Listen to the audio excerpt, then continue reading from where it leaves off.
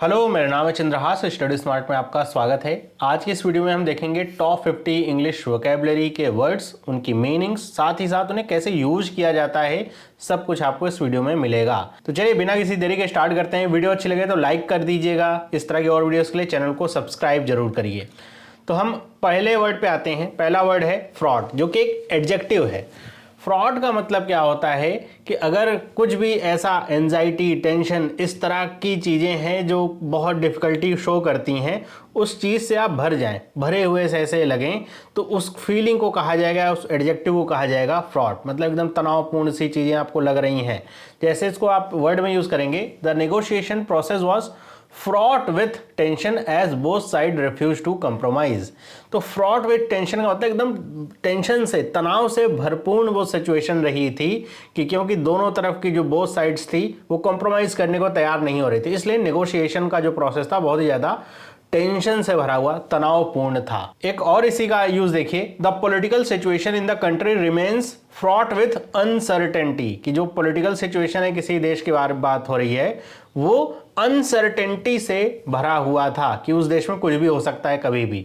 तो कहीं भी इस तरह की फीलिंग लेनी हो कि कुछ भी अनडिजायरेबल हो, अनवेलकम्ड हो, तो उस चीज से अगर कुछ भरी हुई फीलिंग आपको दिखानी है तो आप इस फ्रॉट वर्ड का यूज करते हैं। अगला वर्ड है, इसको ध्यान से देखिएगा, इसको वैरी या वराई ऐसे नहीं पढ़ते हैं, इसमें डब्ल्यू साइलेंट रहेगा। राई पढ़ेंगे, राइली ऐसे पढ़ते हैं इसे।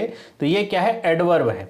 तो इसका मतलब क्या होता है कि इन अ ड्राई ह्यूमरस या आयरॉनिक मैनर। जैसे आपको कोई ऐसे समझिए कि आपका कोई दोस्त है जो किसी और के सामने लंबी लंबी छोड़ रहा है, आपको पता है उसके बारे में कि बस ये छोड़ ही रहा है, लेकिन आप किसी के सामने अपने दोस्त की बेइज्जती भी नहीं कर सकते हैं। तो आप ऐसे खुल करके विरोध तो नहीं कर रहे हैं, लेकिन एकदम मंद मंद मुस्कुरा रहे हैं, एक विट या मौकरी दिखा रहे हैं। आपको पता है अंदर से ही कि अच्छा ये तो लंबी लंबी छोड़ जा रहा है। तो इस तरह की जो मौकरी या विट होता है, इसी को कहा जाता है राई।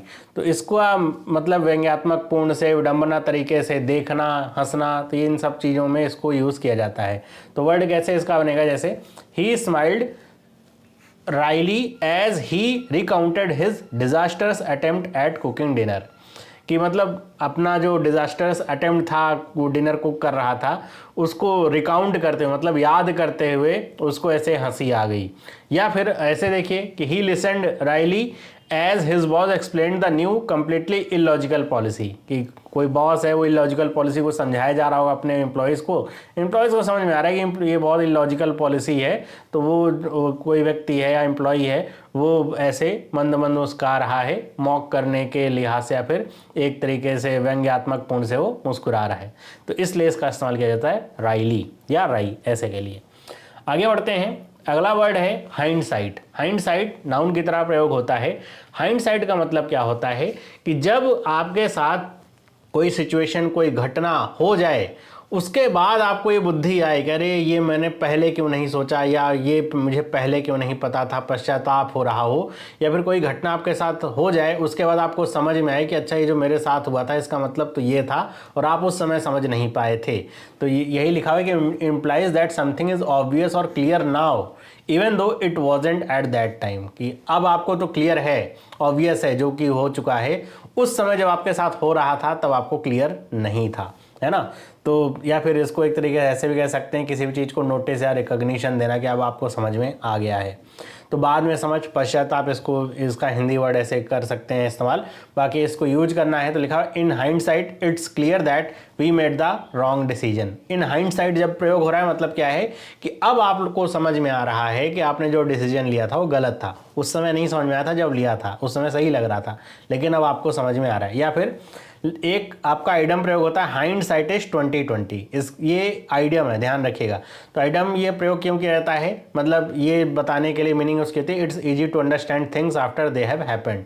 कि आपके साथ कुछ हो गया और उसके बाद आपको बहुत कुछ चीज़ें समझ में आ रही हैं, तो हाइंडसाइट इज 2020 ऐसे आप प्रयोग कर सकते हैं। अगला वर्ड है ओप्रोब्रियम। ये भी एक नाउन है। ओप्रोब्रियम का मतलब क्या होता है कि मतलब किसी को पब्लिकली डिसग्रेस करना, मतलब कुछ भी बहुत ज़्यादा किसी को कुछ भी ऐसा आपने काम किया जो पब्लिकली बहुत ज़्यादा रॉन्ग या फिर विशियस है। मतलब कोई भी अगर उस बारे में सुनेगा तो ये उसको उसके लिए मतलब 1% भी ऐसा मन में आएगा नहीं कि नहीं हो सकता है गलती से हो गया हो, या फिर चलो इसको सह लेते हैं, ऐसा वाली बात नहीं आएगी। मतलब बहुत ही ज़्यादा कुछ मतलब ग्रॉसली रॉन्ग या विशियस होता है तो उसको ओप्रोब्रियम कहते हैं। या इस तरह की कोई बेइज्जती हो आपकी कि जिसमें आपकी बेइज्जती ऐसी हो गई हो पब्लिकली या फिर सबके सामने जो कि बहुत ज़्यादा रॉन्ग विशेष हो, तो वो ओप्रोब्रियम कहलाएगी, मतलब निंदा या अपमान। जैसे लिखा हुआ है his actions earn him opprobrium of the entire community, कि उसने कुछ ऐसा काम किया कि पूरी कम्युनिटी का जो निंदा या अपमान है वो उसने अर्न कर लिया, मतलब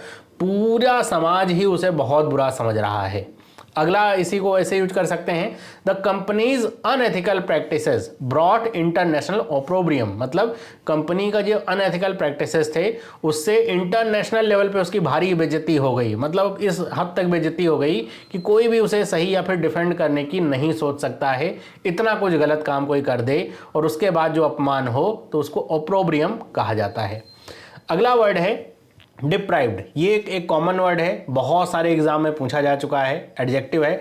डिप्राइव्ड का मतलब क्या होता है कि अगर किसी चीज़ की कमी हो आपको, और वो मटेरियलिस्टिक गुड्स हो सकते हैं, अपॉर्चुनिटी हो सकती है, इमोशनल नीड हो सकती है, कुछ भी, तो उसे क्या कहा जाएगा? डिप्राइव्ड। अब डिप्राइव्ड ऑफ ऐसे आपने बहुत बार सुन रखा होगा।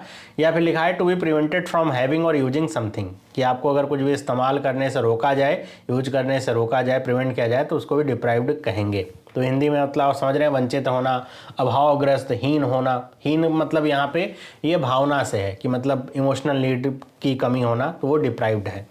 इसको वर्ड में यूज करते हैं the family felt deprived after the flood destroyed their home, कि जो फैमिली है वो बहुत ज़्यादा अभावग्रस्त फील कर रही थी क्योंकि जो बाढ़ थी उसने उनके होम को पूरा बर्बाद कर दिया, कुछ बचा ही नहीं, तो फैमिली एकदम डिप्राइव्ड फील कर रही है।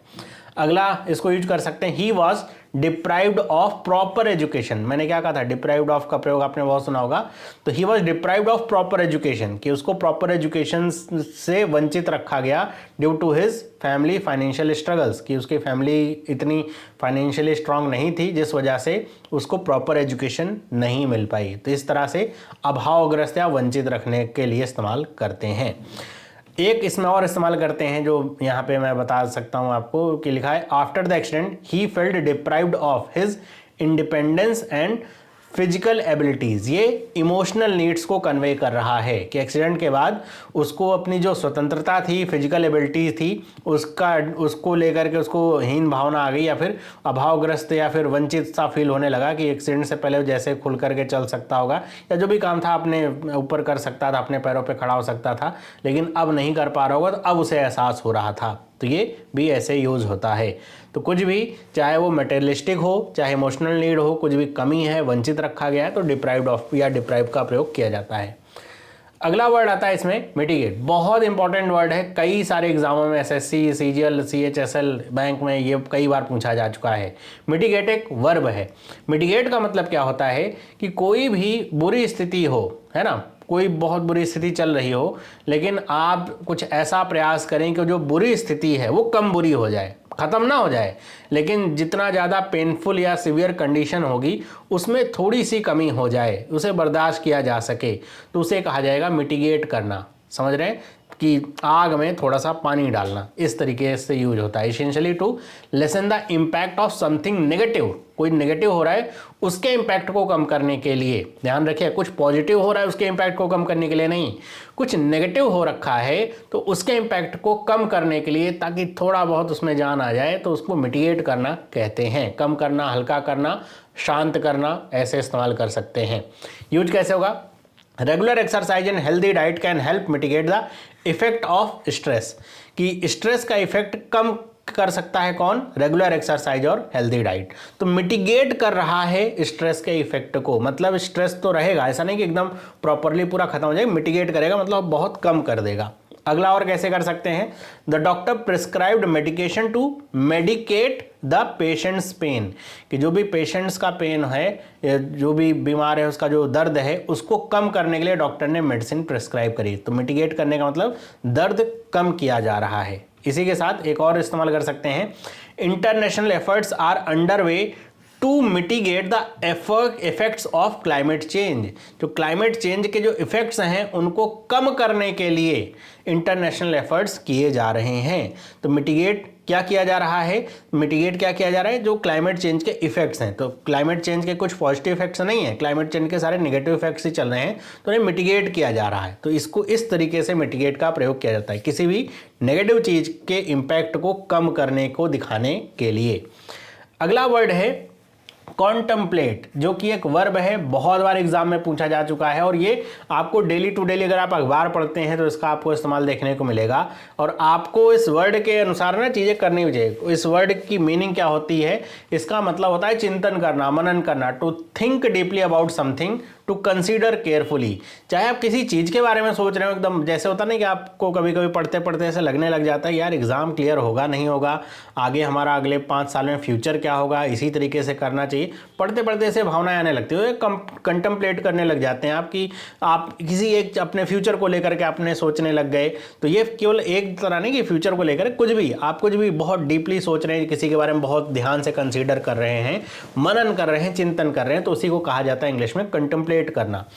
अब इसका यूज कैसे है, the manager contemplated the best way to resolve the conflict between the team members, कि टीम मेंबर्स के बीच में कन्फ्लिक्ट जो है उसको कैसे खत्म किया जाए, उसके लिए मैनेजर कंटेम्पलेट कर रहा है, मतलब चिंतन कर रहा है, वो सारी पॉसिबिलिटीज अपने दिमाग में सोच रहा है किस तरीके से टीम मेंबर्स के बीच के कन्फ्लिक्ट को हम रिजॉल्व कर सकते हैं।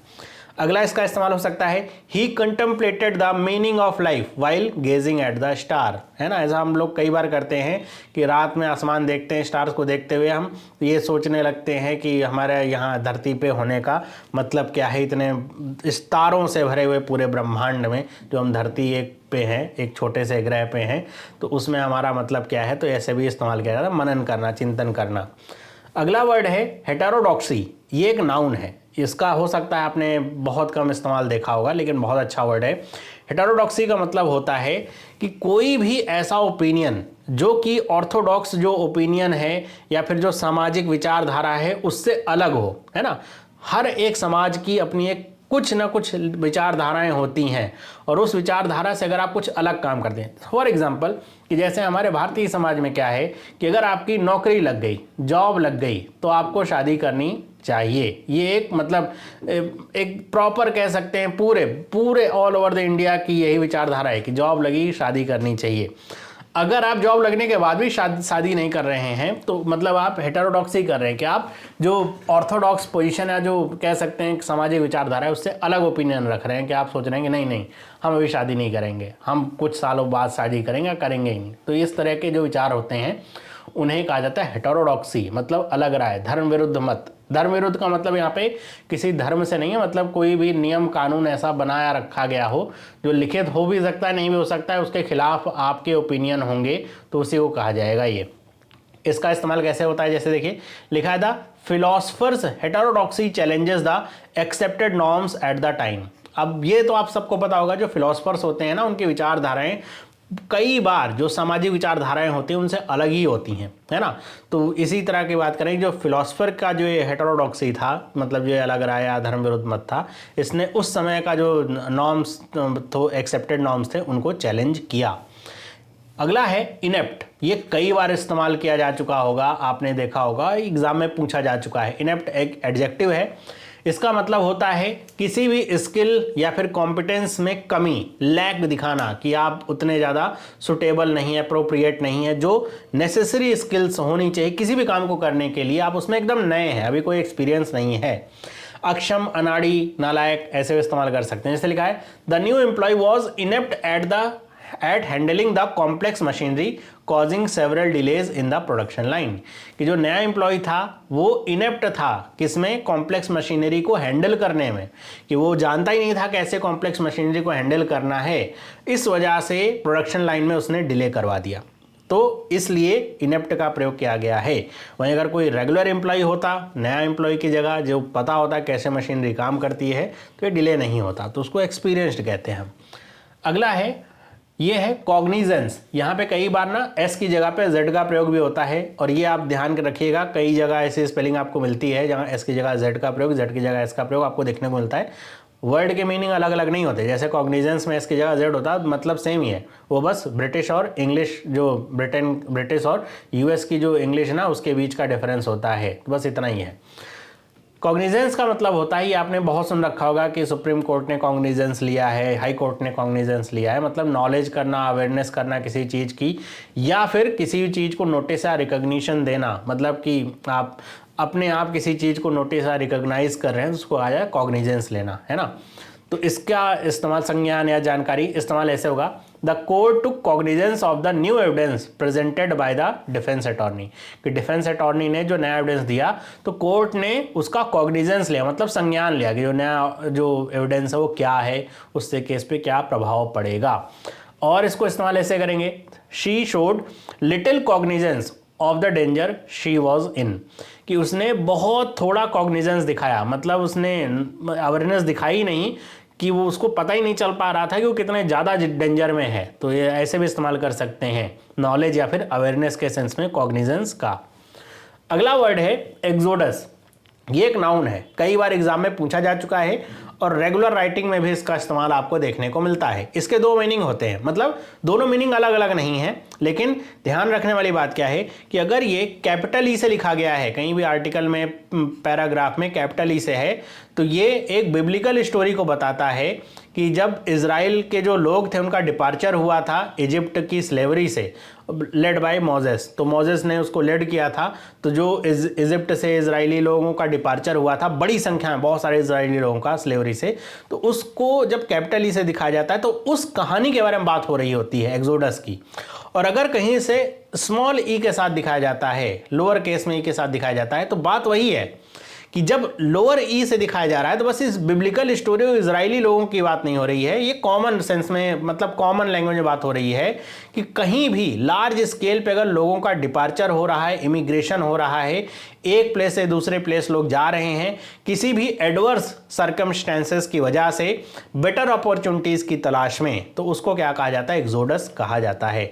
मतलब होगा इसका पलायन, हिंदी में आप क्या कहेंगे, पलायन। यूज ऐसे कर सकते हैं, the war caused mass exodus of refugees from the besieged city, कि मतलब जो सिटी को घेराबंदी कर ली गई या फिर जिस सिटी के ऊपर आक्रमण हो रहा होगा, तो उसकी वजह से, वॉर की वजह से मास एक्सोडस हुआ है वहां से रेफ्यूजीज का। तो मास एक्सोडस का मतलब यही होगा। अब यहाँ पे मास लगाना भी आप कह सकते हैं एक सुपरफ्लुअस काम हो सकता है, क्योंकि एक्सोडस का मतलब ही अपने आप में क्या है, लार्ज स्केल पे डिपार्चर से होता है। तो ये एक सुपरफ्लुअस एरर के तौर पे भी देखा जा सकता है। तो मास एक्सोडस मतलब बहुत बड़ी संख्या में लोग जा रहे हैं एक स्थान से दूसरे स्थान। अगला वर्ड है फ्लॉग। फ्लॉग एक वर्ब है। फ्लॉग का मतलब क्या होता है, फ्लॉग का मतलब होता है कि आप किसी को पनिशमेंट दे रहे हैं, मतलब पीट रहे हैं, या फिर एक whip से, कोड़े से मार रहे हैं, तो उसको क्या कहा जाएगा, फ्लॉग करना कहा जाएगा। फ्लॉग किया मतलब आपने किसी को पीटा बुरी तरीके से। वर्ब के तौर पे अगर इसका इस्तेमाल होगा फिगरेटिवली या फिर फिगरेटिव रूप में, तो इसका मतलब होता है टू प्रमोट और publicize something vigorously and repeatedly often to the point being annoying, कि आप किसी भी चीज़ का इतना ज़्यादा प्रमोशन या प्रचार कर रहे हैं पब्लिक में, इतने ज़्यादा तरीके से। जैसे आप अगर YouTube खोलें, आपको अगर किसी एक ही कंपनी की ऐड 7 दिन तक देखने को मिल जाए, कोई भी वीडियो आप चला रहे हैं, 7 दिन तक एक ही कंपनी की ऐड आपको मिल रही है हर एक वीडियो प्ले करने पे, तो आप एकदम इरिटेट से हो जाएंगे, एनॉय आपको एकदम हो जाएगा। मतलब प्रमोट होने की जगह उस कंपनी का वो जो ऐड है, उसने उस कंपनी के लिए नेगेटिव इंपैक्ट आपके मन में डाल दिया। तो इस तरीके से भी अगर कोई प्रचार होता है तो उसको भी फ्लॉग करना कहते हैं, मतलब पब्लिक को अनॉय कर देना, इतना ज़्यादा प्रचार कर देना। मतलब इसका क्या है, कोड़े मारना, पीटना या फिर प्रचार करना, लेकिन ध्यान रखिएगा प्रचार करना ये एक नेगेटिव सेंस में आएगा। यूज कैसे होगा, लिखा in the past prisoners were sometimes flogged as a form of punishment. तो ये तो आपको समझ में आ गया कि पहले के समय में प्रिजनर्स को कई बार पीटा जाता था पनिशमेंट के तौर पे। इसका दूसरा जो इस्तेमाल है, ये वर्ब वाला जो फिगरेटिव है, कि politician flogged his message of reform at every campaign rally, कि जो पॉलिटिशियन है उसने अपने रिफॉर्म के मैसेज को हर एक कैंपेन रैली में फ्लॉग किया। अब यहाँ पे फ्लॉग करने का मतलब कोड़े मारने से नहीं है, फ्लॉग करने का मतलब उसने बहुत ज़्यादा प्रचार कर दिया अपने उस रिफॉर्म का, तो इसकी वजह से जनता चिढ़ सी गई। आगे बढ़ते हैं, अगला वर्ड है कॉन्ग्रीगेशन। कॉन्ग्रीगेशन एक क्या है, नाउन है। कॉन्ग्रीगेशन का मतलब होता है जब बहुत सारे लोग इकट्ठा होते हैं किसी रिलीजियस वर्शिप के लिए, पूजा पाठ करने के लिए, तो उसे क्या कहा जाता है, कॉन्ग्रीगेशन कहा जाता है।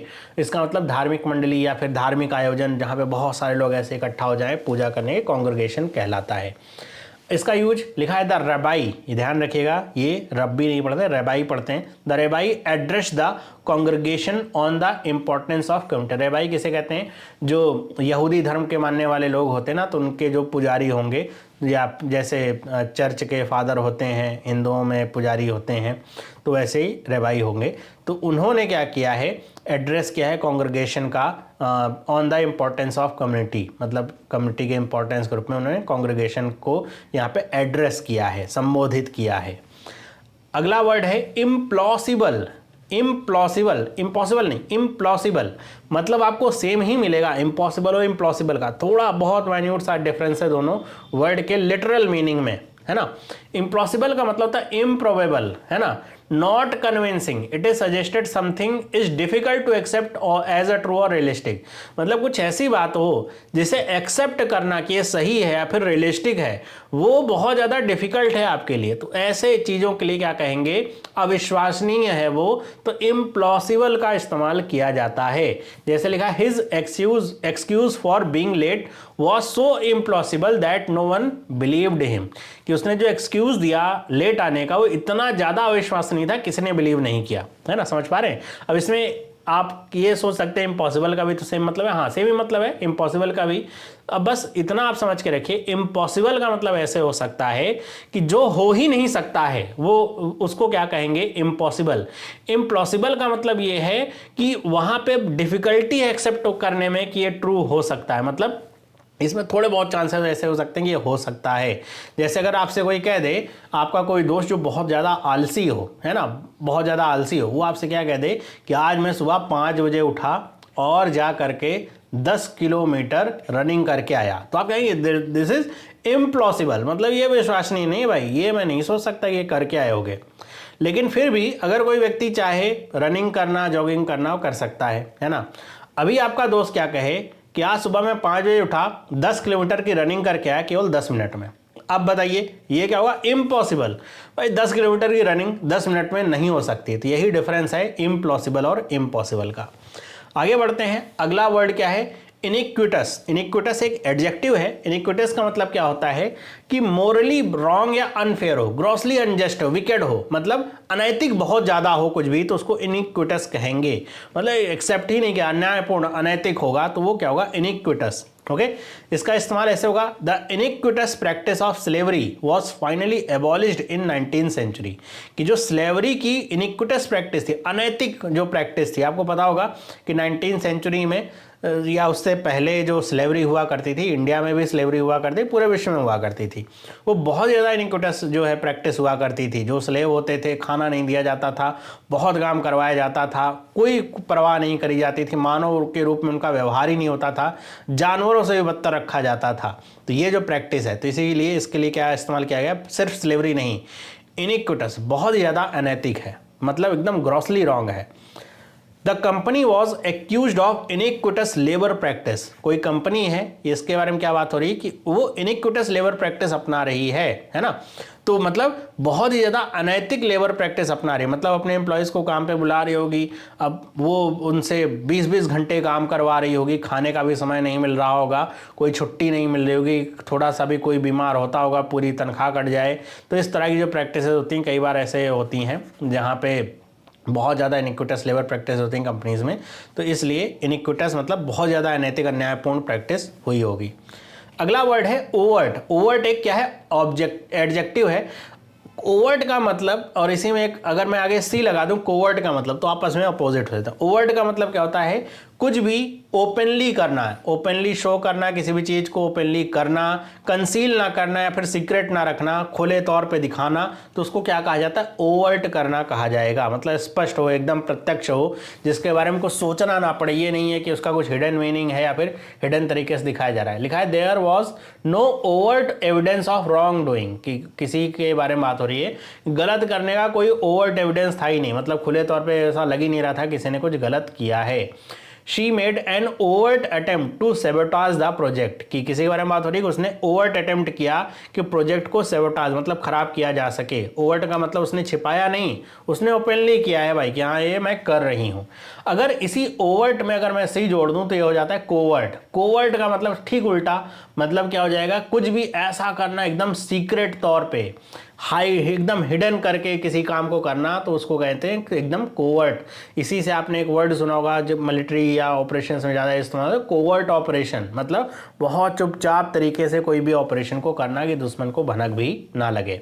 अगला वर्ड है ब्रिंक्समैनशिप। ये एक नाउन है। इसका मतलब क्या होता है, तो इसका मतलब ये है कि आप किसी भी काम को, कुछ भी काम या प्रैक्टिस ऐसा कर रहे हैं जो कि आप चाहते हैं कि ये काम मेरा हो जाए, और उस काम के होने के लिए एकदम आप आखिरी दम तक, उसकी एकदम आखिरी लिमिट तक जाते हैं कि आपको ये लगने लग जाए कि मतलब अब इसके आगे अगर गया तो नुकसान मेरा ही है, फिर भी आप उस लिमिट को पुश करते हैं, तो उसी को कहा जाता है brinkmanship. The practice of trying to achieve a desired outcome by pushing a dangerous situation to the limit of safety before stopping, है ना, कि एकदम आखिरी दम तक आप एकदम प्रयास करें, या फिर एकदम डेंजरस कोई ऐसी सिचुएशन है कि जहां पे एक कदम भी अगर आपने और या फिर एक शब्द भी आपके और आगे निकल जाए तो उसके घातक परिणाम आपको ही झेलने पड़ेंगे, फिर भी आप उस दम तक जाते हैं, उस आखिरी लिमिट तक जाते हैं रुकने से पहले, तो उसे क्या कहा जाता है, ब्रिंक्समैनशिप। मतलब यही खतरे से खेलना, दांव पे लगाना। ऐसे लिखा, USA and Russia were engaged in the nuclear brinkmanship during the cold war. आपको पता होगा क्यूबा न्यूक्लियर जो हम प्रॉब्लम हुई थी उसके बारे में, कि दोनों यूएसए और अमेरिका एकदम आमने सामने हो गए, तो लग रहा था कि अब न्यूक्लियर वॉर हो जाएगी, एकदम आखिरी समय पे जाके रुकी थी, तो वो एक क्या था, ब्रिंक्समैनशिप था। फिर the negotiator used brinkmanship to get the other side to agree to the term, कि जो नेगोशिएटर था एकदम आखिरी दम तक उसने जो है अपना पुश किया है ताकि जो अदर साइड है वो जो टर्म्स वहाँ पे रखे गए हैं उस पर एग्री हो जाए। मतलब अगर वो उससे थोड़ा और आगे बढ़ जाए तो हो सकता था ये पूरा नेगोशिएशन ही खत्म हो जाता, लेकिन आखिरी दम तक एकदम खतरे से खेलने वाली बात हो गई, उसने प्रयास किया। आगे बढ़ते हैं, लिखा हुआ है प्लूरलिस्ट। मतलब इसका क्या होगा, तो एक नाउन है, मतलब कोई ऐसा पर्सन जो कि प्लूरलिज्म में बिलीव करता हो, मतलब वो किसी एक ही चीज़ को नहीं मानता है, वो अलग अलग पॉलिटिकल, कल्चरल, फिलोसफिकल आइडियाज़ जो होते हैं उन सब का सम्मान करे, तो ऐसे व्यक्ति के लिए इस्तेमाल क्या होगा, प्लूरलिस्ट, है ना, मतलब बहुलवादी, बहुत सारे विचारों या बहुत सारे पॉलिटिकल, कल्चरल, फिलोसफिकल थॉट्स को मानने वाला, या फिर उनका कह सकते हैं सम्मान करने वाला। लिखा है she is a strong pluralist believing in the importance of respecting diverse view points, कि वो एक बहुत बड़ी क्या थी, बहुलवादी, प्लूरलिस्ट थी, क्योंकि उसको जो डाइवर्स व्यू पॉइंट्स थे वो उसकी रिस्पेक्ट करने की जो इंपॉर्टेंस थी उसमें बिलीव करती थी। मतलब हो सकता है कि आपके कुछ विचार हों, सामने वाले के आपसे अलग विचार हों, लेकिन वो आपके जो अलग विचार होंगे ना उसका कोई ऐसा नहीं है कि मजाक उड़ाएगा या फिर विरोध करेगा। हाँ ठीक है, आपके अपने विचार हैं, हम इसका सम्मान करते हैं। अगला वर्ड है बेसेट, जो कि एक वर्ब है। बेसेट का मतलब होता है टू ट्रबल और हरास परसिस्टेंटली, मतलब अब बहुत ज़्यादा किसी को परेशान करना, सताना, मतलब एकदम सताते ही रहना किसी को, मतलब रुकना ही नहीं, एकदम परेशान कर देना, तो उसके लिए इस्तेमाल होता है बेसेट का। मतलब the company was बेसेट by financial difficulties, जो कंपनी थी वो एकदम हैरान परेशान थी अपनी फाइनेंशियल डिफिकल्टीज़ का, मतलब उसकी फाइनेंशियल डिफिकल्टीज़ खत्म होने का नाम ही नहीं ले रही थी, एक के बाद एक के बाद एक ऐसे। अगला है doubt beset his mind as he considered the difficult decision, कि जैसे वो डिफिकल्ट डिसीजन लेने के बारे में सोचता है उसके दिमाग एकदम डाउट भर से जाते हैं, एकदम परेशान कर देते हैं डाउट से, वो सोचने लगता है ऐसा होगा तो क्या हो गया, ऐसा हो गया तो क्या हो गया, मतलब बहुत सारे इस तरह के परेशानियां आने लगती हैं दिमाग में। अगला है स्कर्ज। स्कर्ज का मतलब क्या होता है, स्कर्ज का मतलब होता है किसी विप या लैश से, specially one use to inflict punishment, मतलब किसी कोड़ा आप समझते हैं उस तरीके की चीज़ जिससे किसी को मारा जाए या फिर चोट पहुंचाई जाए। इसका एक और मतलब होता है अ पर्सन और thing that causes great trouble और सफरिंग, मतलब कोई पर्सन या फिर कोई ऐसी वस्तु है जो बहुत ज़्यादा परेशानियां, सफरिंग दे रही होती है, उसके लिए भी इस कर्ज का इस्तेमाल किया जाता है। कोड़ा, आपदा, अभिशाप, हम व्यक्तियों के लिए भी कह सकते हैं ना अभिशाप का प्रयोग, कि किसी व्यक्ति के लिए मतलब उसकी वजह से आपका जीवन नरक हो गया हो, है ना। लेकिन poverty is a scourge that affects million of people world wide. यहाँ पे आप देखेंगे तो इसका जो इस्तेमाल हो रहा है कि पॉवर्टी का एक स्कर्ज है, मतलब नाउन की तरह, कि जिसकी वजह से मिलियंस लोग हैं वर्ल्ड वाइड वो परेशान हैं। दूसरा इस्तेमाल the prisoner was punished with scourge, मतलब यहाँ पे कोड़े से है कि कोड़े से प्रिजनर को पीटा गया, पनिश किया गया। अगला वर्ड है बैंड वैगनिंग, जो कि एक नाउन है। बैंड वैगनिंग का मतलब क्या होता है?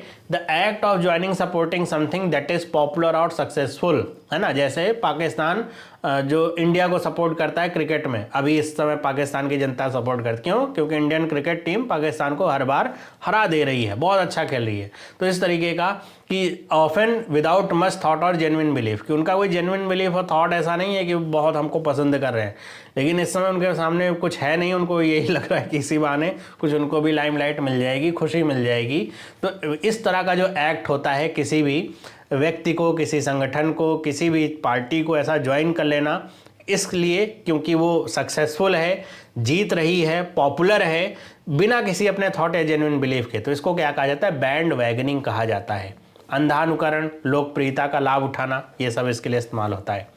इस यूज कैसे करेंगे? There was a lot of bandwagoning effort after the team's unexpected victory, कि टीम की अनएक्सपेक्टेड विक्ट्री के बाद बहुत ज़्यादा क्या थी? बैंड वैगनिंग थी। मतलब पहले होता ना कि कोई गाली दे रहा हो आपको, जैसे कोहली को भी बहुत सारे लोग ऐसा सोच रहे होंगे कि अच्छा भी है तो रिटायर हो जाना चाहिए, अब खेल नहीं पा रहा है, सेंचुरी नहीं लग रही, एक सेंचुरी मार दी पाकिस्तान के खिलाफ, अब देखो उसके इतने सपोर्टर मिल जाएंगे। तो यही हो गया बैंड वैगनिंग, समझ पा रहे हैं? अगर critics argued that the movement was driven by bandwagoning rather than genuine concern, कि critics ने किसी मूवमेंट को लेकर के कहा, आंदोलन को लेकर के कहा कि वो बैंडवैगनिंग से चल रहा है, मतलब उसके अंधानुकरण या अंधे सपोर्टर हो रखे हैं, वो कोई जेन्युइन कंसर्न वाले उसके सपोर्टर्स नहीं है, जो कि बहुत थॉट या फिर किसी विचारधारा से प्रभावित हैं। तो किसी भी वजह से कोई मूवमेंट पॉपुलर हो गया तो सब उसको ज्वाइन करने लग गए, ये क्रिटिक्स ने कहा। तो बैंड वैगनिंग का इस्तेमाल कहीं भी हो तो आप जान करके रखें, इसका मतलब ये होता है अंधानुकरण करना। अगला है होर्ड, बहुत बार आपके एसएससी वगैरह फिर बैंक एग्जाम पूछा गया है। होर्ड का एक वर्ब है जिसका मतलब क्या होता है? किसी भी चीज़ को इकट्ठा करना, है ना। कोई मटेरियलिस्टिक चीज़ है तो आप उसे इकट्ठा कर रहे हैं लार्जर अमाउंट में, गार्ड कर रहे हैं सीक्रेट मैनर में, तो उसको क्या कहा जाता है? होर्ड। अब ये वर्ब और नाउन दोनों की तरह इस्तेमाल होता है, कैसे अभी बताता हूँ। हिंदी मतलब जमा करना। यूज जैसे यहाँ पे देखिए तो ये नाउन के तौर पे इस्तेमाल हुआ है यहाँ पे। The pirates horde of treasure was finally discovered, कि जो डाकू होते हैं ना, उनका जो होर्ड ऑफ ट्रेजर था, मतलब जहाँ पे वो अपने खजाने को रखते थे, वो फाइनली मिल गया। तो यहाँ पे पायरेट्स होर्ड का इस्तेमाल हुआ है, जो कि एक नाउन है।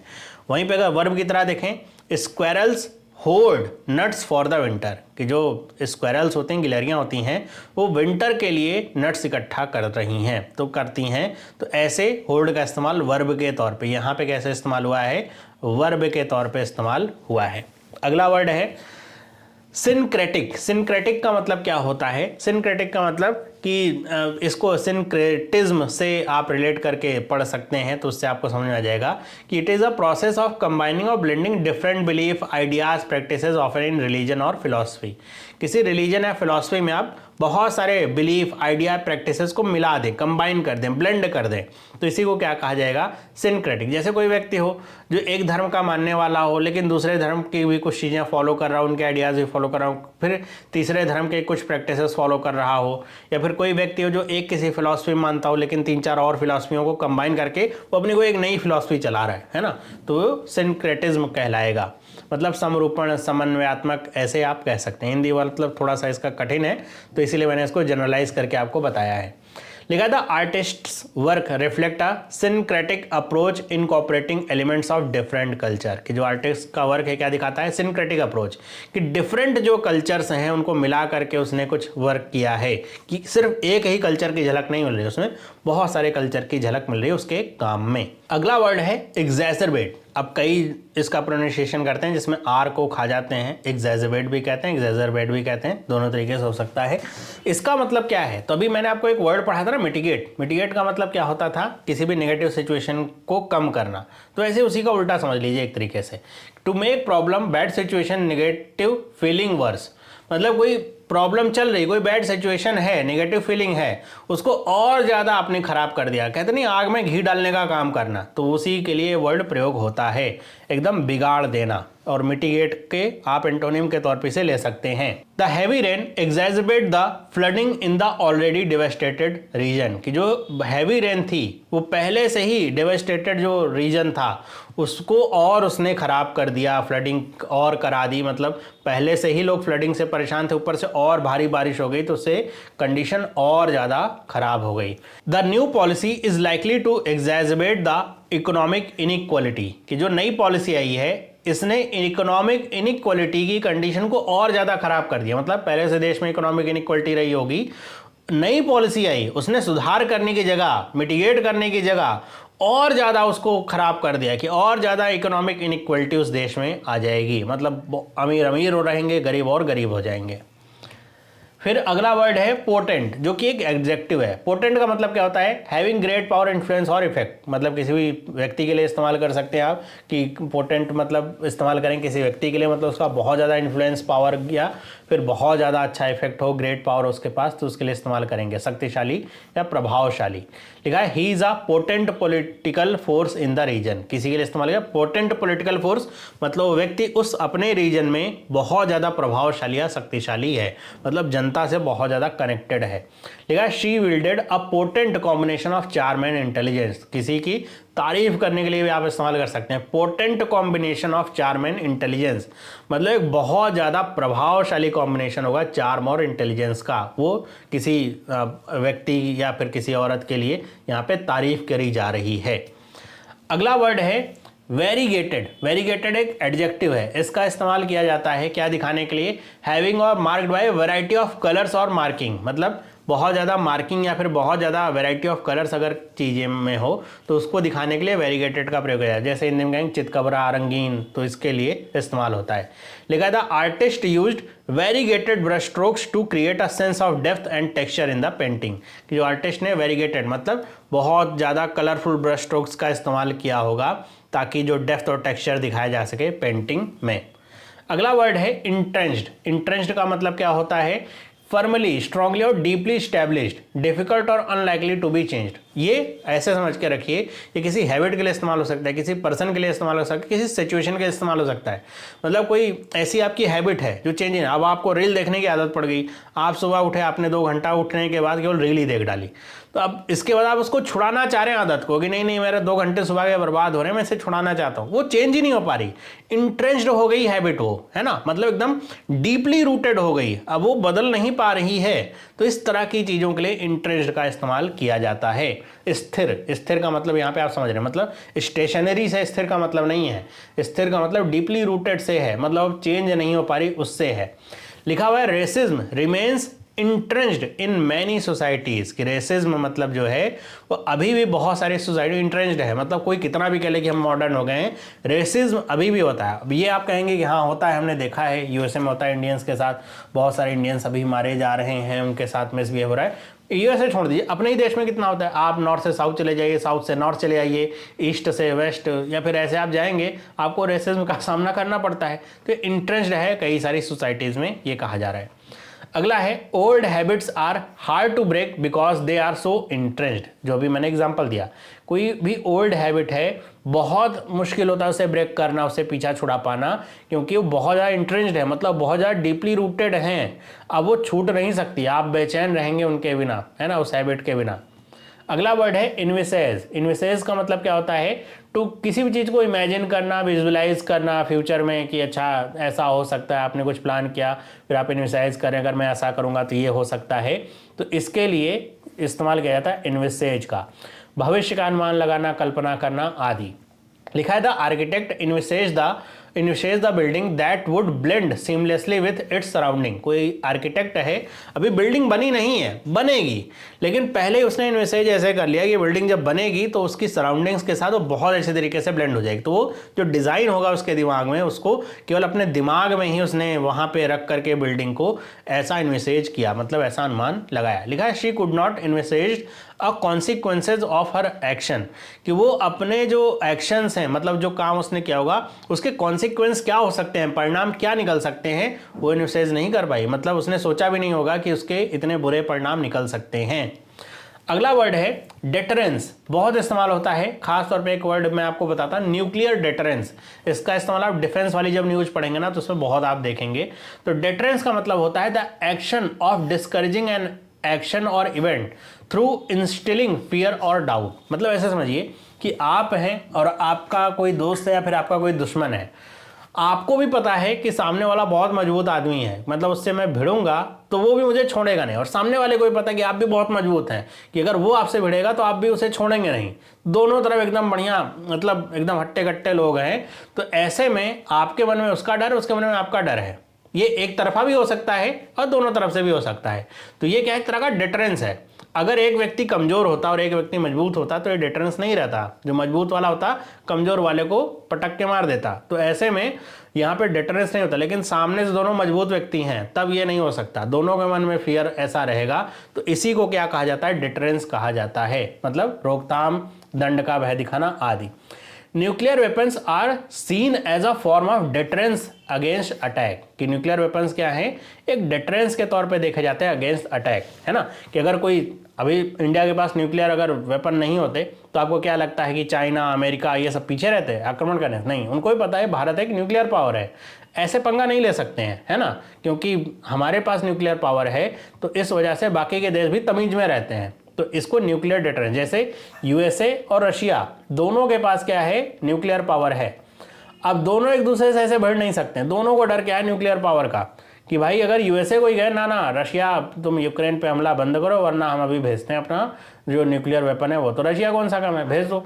रशिया ने तो ऐसी टेक्निक भी डेवलप कर रखी है कि अगर पूरे रशिया को भी उड़ा दिया जाएगा ना तो उन्होंने कुछ ऐसे ऑटोमेटिक वेपन सिस्टम बना रखे हैं और अलग अलग जगहों पे इंस्टॉल कर रखे हैं कि अगर उनको थोड़ी थोड़ी देर में सिग्नल वैसे नहीं मिलेंगे तो अपने आप ही चल जाएं। तो बहुत सारे ऐसे डिटरेंस हैं, तो इस वजह से भी डर है, समझ पा रहे हैं।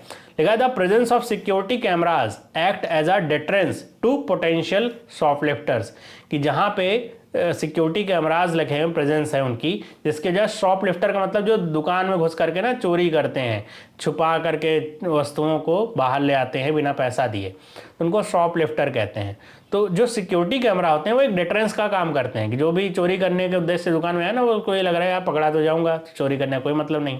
तो ये भी एक क्या है, सिक्योरिटी कैमरा क्या है, डिटरेंस है। यहाँ पे न्यूक्लियर वेपन क्या है, डिटरेंस है।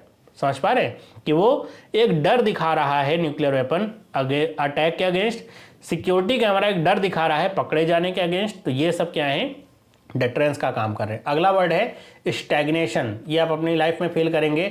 स्टैग्नेशन का मतलब होता है state of inactivity, lack of progress, slow growth. कि आपको ऐसा लग रहा है कि यार मेरा जो, ऐसा कभी कभी ऐसा लगने लग जाता है कि यार एक ही जगह पे हम रुक गए हैं, कुछ प्रोग्रेस ही नहीं हो रही जीवन में। लग रहा है कि एक साल पहले भी ऐसे थे, एक साल बाद भी हम अभी ऐसे ही हैं। तो उसी के लिए क्या कहा जाता है, वर्ड इस्तेमाल होता है स्टैग्नेशन। स्टैग्नेशन का मतलब होता है गतिहीनता, विकास की कमी। इस्तेमाल होता है the economy has been experiencing a period of stagnation for the past few years. कि जो इकोनॉमी है वो स्टैग्नेशन एक्सपीरियंस कर रही है, मतलब एक गतिहीनता है फिर विकास की कमी एक्सपीरियंस करे कुछ सालों में। तो स्टैग्नेशन का मतलब रुकावट से होता है, विकास की कमी से होता है, गतिहीनता से होता है। He felt a sense of personal stagnation in his career। कि किसी के बारे में है, उसको अपने करियर में लग रहा है कि वो पर्सनल स्टैग्नेशन है, मतलब उसको लग रहा है कि यार जिस तरीके से मेरा प्रमोशन होना चाहिए, जिस तरीके से मेरा करियर आगे बढ़ना चाहिए, बढ़ नहीं रहा है। तो ये स्टैग्नेशन का इस्तेमाल ऐसे किया जाता है। अगला वर्ड है स्पोरेडिक। स्पोरेडिक का मतलब होता है कि कोई भी चीज़ जो इररेगुलर इंटरवल पे हो। इररेगुलर का मतलब कि एक रेगुलर इंटरवल हो रहा है, जैसे आपको ये पता है कि अच्छा ठीक है हर दिन सूरज निकलेगा और शाम को ढलेगा, ये एक रेगुलर इंटरवल पे होने वाली चीज़ें हैं। चंद्रमा की अपनी अपनी फेजेस हैं, वो भी एक रेगुलर इंटरवल पे होने वाली चीज़ें। मतलब ये रेगुलर इंटरवल का एग्जांपल बता रहा हूँ जिससे आप समझ सकें। कुछ ऐसा हो जो इररेगुलर इंटरवल पे हो, ओकेजनली हो, पता ही नहीं हो कब होगा कब नहीं होगा, तो उसके लिए इस्तेमाल किया जाता है स्पोरेडिक का। इसका मतलब अनियमित, यदा कदा कुछ भी हो रहा है जिसका कुछ एकदम पता ही नहीं है कि होगा नहीं होगा, तो उसके लिए होता है। लिखा है he made sporadic attempts to clean his room. ये किसी भी एक कह सकते हैं लड़के के लिए ही हो सकता है कि अपना रूम क्लीन करने का उसने स्पोरेडिक अटेम्प्ट किया, मतलब यदा कदा, कभी पता ही नहीं है कि कोई एक शेड्यूल नहीं कि अच्छा रोज रूम क्लीन होगा या फिर अल्टरनेट डेज पे होगा, जब मन किया तब कर लिया। लिखा है the company experienced sporadic growth over the past year. कि कंपनी ने एक्सपीरियंस किया था स्पोरेडिक ग्रोथ, मतलब यदा कदा थोड़ी बहुत कभी ग्रोथ हो गई, ऐसा एक्सपीरियंस किया है कंपनी ने। तो इसके लिए इस्तेमाल होता है स्पोरेडिक। अगला वर्ड है रेंडर, जो कि एक वर्ब है। इसका मतलब होता है कुछ भी प्रोवाइड करना या फिर देना, और वो क्या है, कोई सर्विस हो सकती है, कोई हेल्प हो सकती है, वस्तु हो सकती है, etc, उसको कहते हैं रेंडर, प्रदान करना। लिखा है the nurse rendered aid to injured man, कि नर्स ने इंजर्ड मैन को एड प्रदान करी, है ना। The heat rendered the plastic soft and pliable, जो हीट है उसकी वजह जो प्लास्टिक है वो सॉफ्ट और प्लाइबल हो गया। तो ये ऐसा प्रयोग किया जाता है रेंडर का। फिर अगला वर्ड है वैमी। वैमी एक नाउन है, इसका मतलब होता है कुछ भी ऐसी चीज़ है that has great often negative impact, तो उसके लिए इस्तेमाल किया जाएगा वैमी का, मतलब बहुत ख़राब अनुभव हो या फिर बहुत ख़राब इम्पैक्ट हो। दूसरा इसका इस्तेमाल कोई ऐसा इविल स्पेल या कर्स के लिए फिर या फिर एक जिंक्स के तौर पे भी किया जाता है, मतलब कुछ ऐसा जैसे कह देंगे कि अच्छा ये बहुत अपशगुनी टाइप का है, तो उसके लिए भी वैमी का इस्तेमाल किया जाता है। मुसीबत, आघात या फिर बद्दुआ, हिंदी में इसके मतलब होंगे। लिखा है the economic downturn delivered a double whammy to small businesses forcing many to close, कि जो इकोनॉमिक डाउन टर्न था इसने क्या किया, जो स्मॉल बिजनेस है उनका एक डबल वैमी उन्हें मिला, मतलब बहुत बुरा आघात उनको प्राप्त हुआ। वैमी, यहाँ पे वैमी का मतलब आघात से है, जिसकी वजह से बहुत सारे जो स्मॉल बिजनेस थे वो क्या हो गए, क्लोज हो गए। अगला यहाँ पे है some believe the team is under whammy explaining their continuous streak of bad luck, है ना, पाकिस्तान की क्रिकेट टीम के लिए कि कुछ बिलीव करते हैं कि जो टीम है वो वैमी, मतलब अंडर अ वैमी है, मतलब एक तरीके की मुसीबत, बहुत नेगेटिव मुसीबत में है, जो कॉन्टिन्यूअस उनका बैड लक चला जा रहा है उसको देखते हुए। आगे बढ़ते हैं। लिखा हुआ है ब्लीक। ब्लीक एक एडजेक्टिव है। ब्लीक का मतलब क्या होता है, नॉट होपफुल और इनकरेजिंग ऑफ अ प्लेस और सिचुएशन, एक्सपोज्ड एंड बैरन, ऐसे भी इस्तेमाल कर सकते हैं।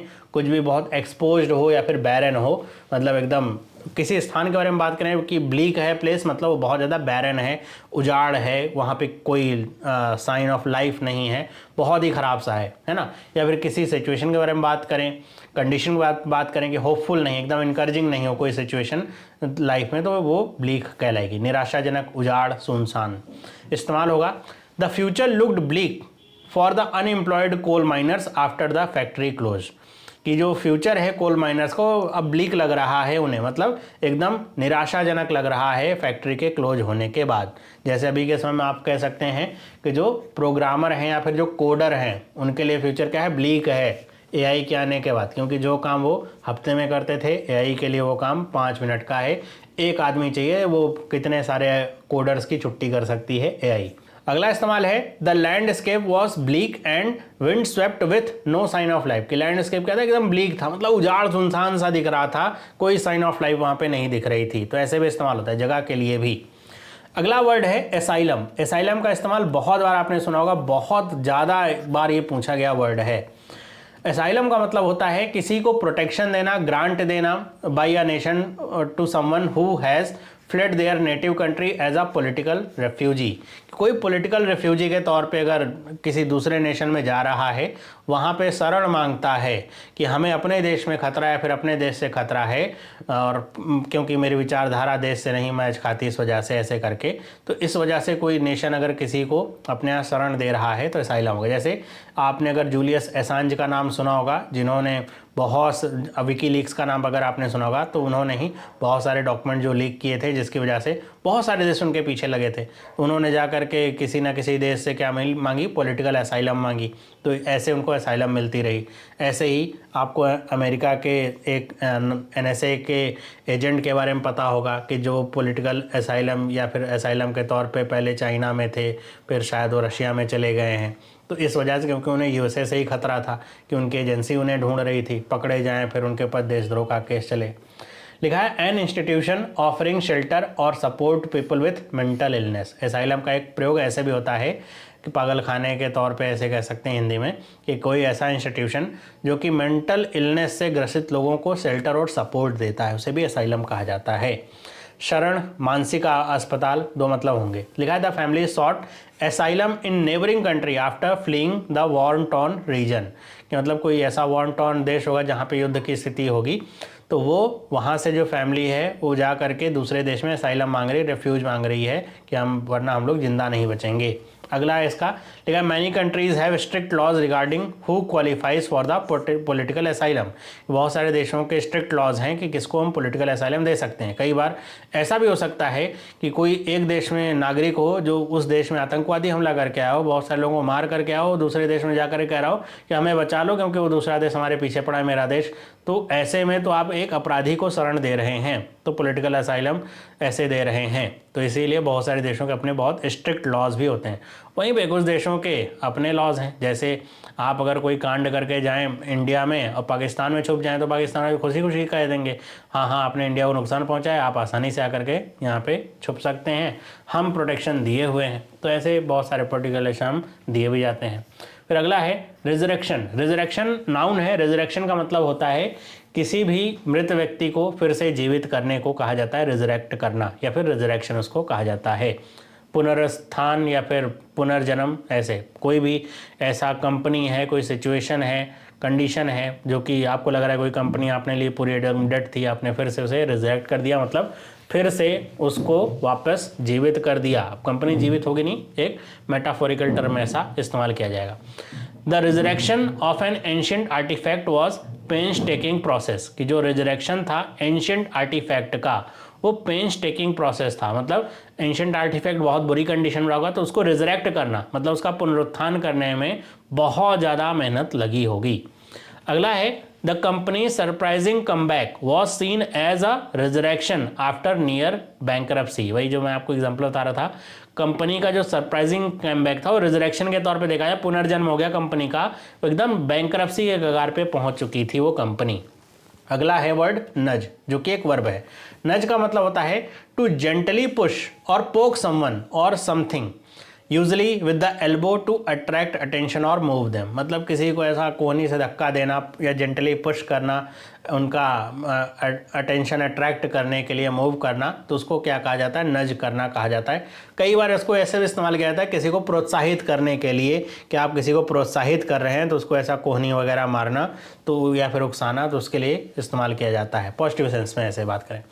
लिखा है she nudged her friend to get her attention before the movie started.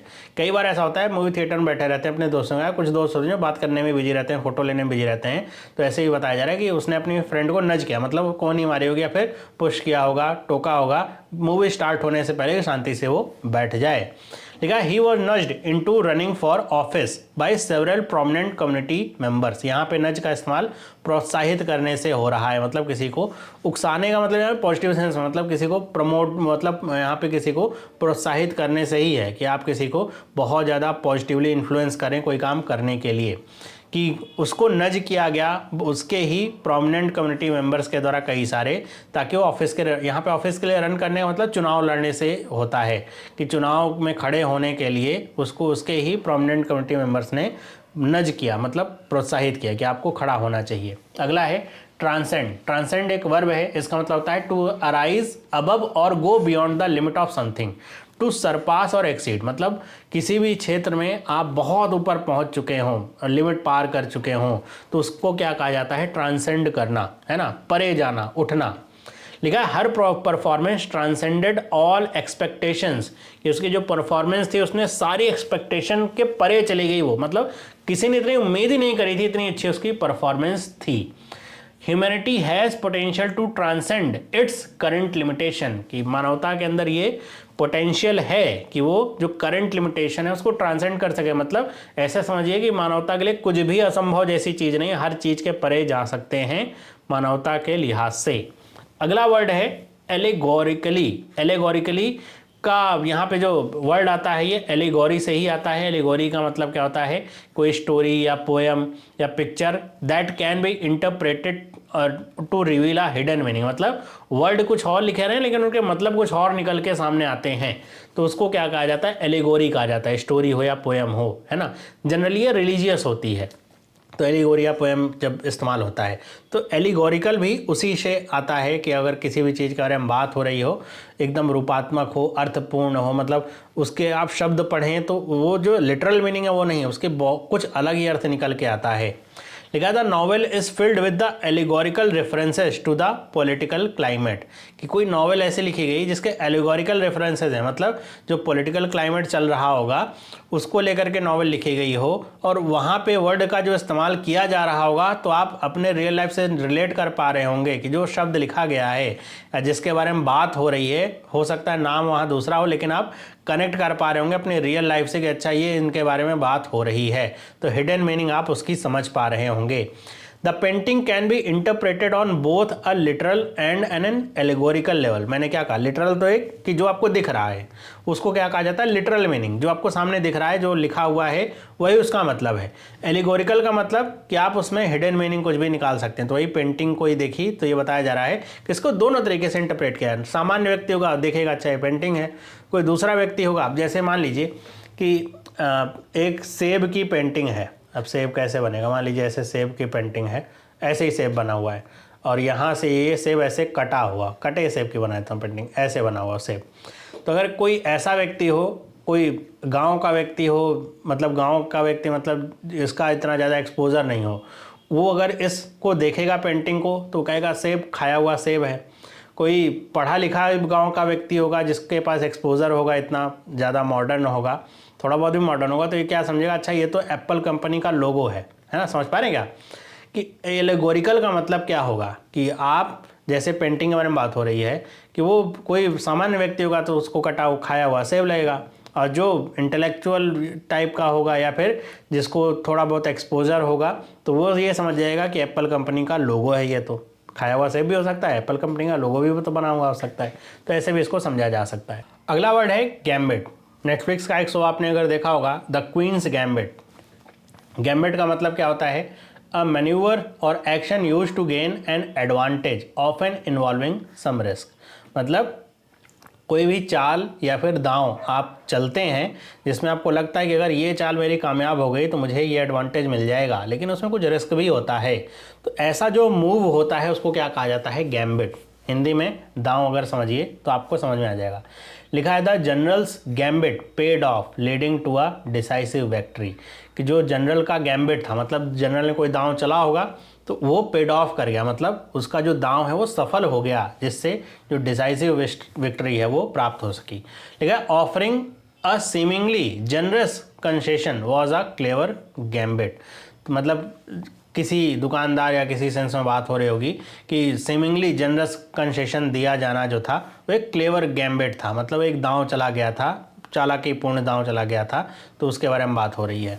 अगला यहाँ पे है वर्ड इनएक्सप्लिकेबल। इसका मतलब क्या होता है, इसका मतलब होगा इनकेपेबल ऑफ बीइंग एक्सप्लेन्ड और अकाउंटेड। यहाँ से आप समझ लीजिए जो ये वर्ड लिखा हो ना एक्सप्लिकेबल में, तो ये एक्सप्लेन्ड से अगर आप समझ पाएँ, इसको कनेक्ट कर पाएँ कि किसी भी चीज़ को अगर एक्सप्लेन करना ही उसके आप इनकेपेबल हो कि आप उसे एक्सप्लेन कर ही नहीं सकते। कुछ भी ऐसा हुआ कि आप एकदम इतने ज़्यादा आश्चर्यचकित हो गए, कोई एक्सप्लेन ही नहीं कर सकते किसी को, मिस्टीरियस वो हो, तो उसके लिए वर्ड होता है इनएक्सप्लिकेबल, असमझनीय, रहस्यमय।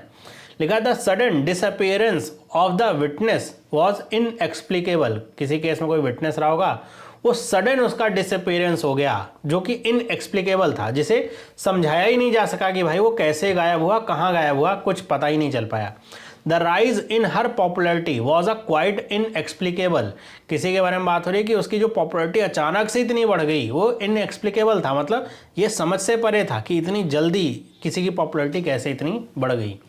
अगला वर्ड है परसीवरेंस। बहुत इंपॉर्टेंट वर्ड है परसीवरेंस। मैं बच्चों को भी कहता हूँ कि परसीवरेंस आपके जीवन में होना चाहिए।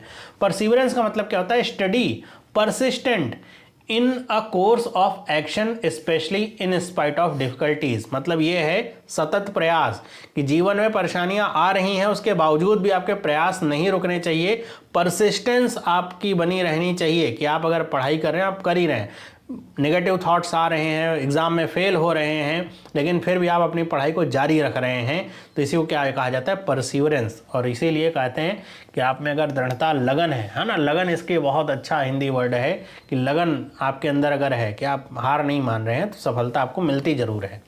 लिखा है through hard work and perseverance she achieved her goals, कि हार्ड वर्क और परसिवरेंस की वजह से उसने अपना गोल क्या है, अचीव किया। अगला है वर्ड ह्यूब्रिस। क्या है, एक नाउन है। ह्यूब्रिस का मतलब होता है excessive pride or self confidence arrogance often leading to a downfall, मतलब किसी व्यक्ति के लिए कि उसके अंदर इतना ज़्यादा सेल्फ कॉन्फिडेंस या प्राइड हो जाए, एरोगेंस आ जाए, जिसकी वजह से उसी का डाउनफॉल हो जाए, तो उसके लिए क्या वर्ड इस्तेमाल होगा? ह्यूब्रिस का इस्तेमाल होगा। वैसे अभिमान या घमंड कहेंगे। लिखा है his hubris led him to ignore the warnings ultimately resulting in his failure, कि जो उसकी ह्यूब्रिस थी, मतलब जो उसका इतना अभिमान या घमंड था, उसने उसकी वजह से जो वार्निंग्स थी उसको इग्नोर कर दिया, और जिसकी वजह से ही जो उसको फेलियर मिली है वो प्राप्त हुई है। अगर इतना ह्यूब्रिस नहीं होता तो जो वार्निंग्स मिल रही थी ना, उसे इग्नोर नहीं करता वो। लिखा the CEO's hubris blinded him to the company's financial problem, किसी कंपनी के सीईओ के बारे में है कि जो उसका अभिमान या घमंड था उसने उसको इतना अंधा कर दिया कि कंपनी की जो फाइनेंशियल प्रॉब्लम थी वो उसकी शुरुआत हो गई, या फिर कंपनी फाइनेंशियल प्रॉब्लम्स में फंस गई। अगला वर्ड है मेज। मेज का मतलब क्या होता है? मेज़ का मतलब होता है, अगर हिंदी में समझिए, भूल भुलैया या फिर किसी उलझन के लिए, तो उसका लिए इस्तेमाल किया जाता है मेज़। एक मूवी आई थी द मेज़ रनर करके, अगर आपको पता हो। A network of path and hedges designed as a puzzle through which one has to find a way. लिखा हुआ है कि कोई नेटवर्क ऑफ पाथ हो, हेजेस डिज़ाइन हो, ऐसे आपने देखा हो ना, ऐसे मेजेस बनी रहती हैं, ऐसे भूल भुलैया से ऐसे बनी रहे, उसमें बहुत सारे ऐसे कट भी बने रहे, आपको निकलना रहे उसमें से, तो उसको मेज़ कहा जाता है, ताकि आप बाहर निकलने का रास्ता खोज सकें, है ना। मतलब क्या है? The garden contained a large and intricate मेज। जो गार्डन है वो एक, उसमें लार्ज और इंट्रिकेट मेज है, मतलब गार्डन में आप उसे निकलने में आपको मुश्किल हो जाएगी। द नेविगेटिंग द ब्यूरोक्रेटिक मेज वॉज अ फ्रस्ट्रेटिंग एक्सपीरियंस। किसी के बारे में बात हो रही है, ब्यूरोक्रेटिक मेज को नेविगेट करना बहुत फ्रस्ट्रेटिंग जो एक्सपीरियंस था। ब्यूरोक्रेटिक मेज का मतलब यही है कि लाल फीताशाही भी इसको ऐसे कह सकते हैं, या फिर एक समझ सकते हैं कि जो ब्यूरोक्रेटिक उलझन है, कि मतलब एक ही काम को करने के लिए आपको बहुत तरह के पेपरों में उलझा करके रखा जाए, उसके बाद आपका काम हो, तो वो एक ब्यूरोक्रेटिक मेज कहलाएगा। फिर अगला वर्ड क्या है? ऑब्फुस्केट।